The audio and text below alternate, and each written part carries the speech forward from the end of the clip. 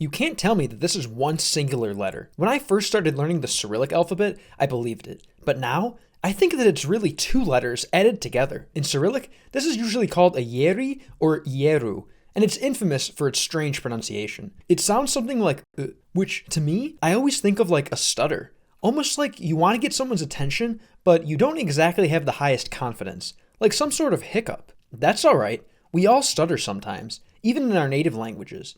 So I thought it was cool that in the Cyrillic script, a stutter gets its own dedicated letter. That's when I got suspicious, and started to think that maybe this letter wasn't really a letter at all. Just like a kid sitting on his friend's shoulders and putting on an overcoat to try and sneak into a rated R movie, maybe this stutter letter is a result of two symbols working together. The left symbol is found commonly in other words in the Cyrillic script, like tolko and skazet.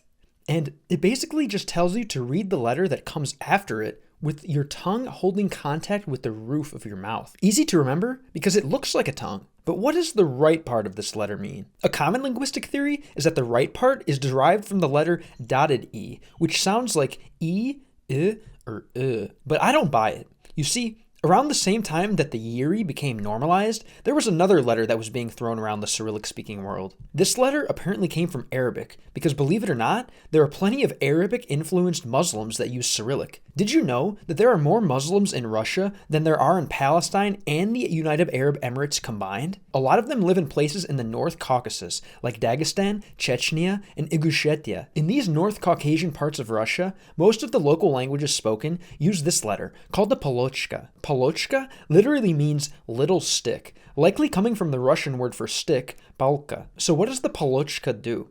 Well, it basically instructs you to pronounce the letter before it while also stopping air from leaving your throat. For example, take a listen to the word k-alazi.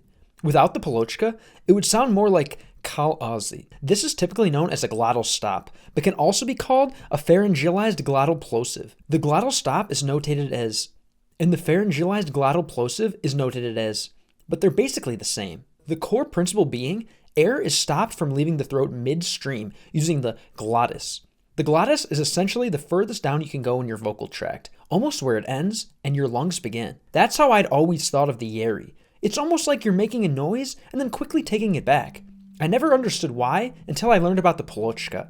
It has to be the second part of the Yeri. It just has to. The Polochka should be easy to remember because it literally means stick. If a stick got that far down your throat, it would certainly be hard to get airflow.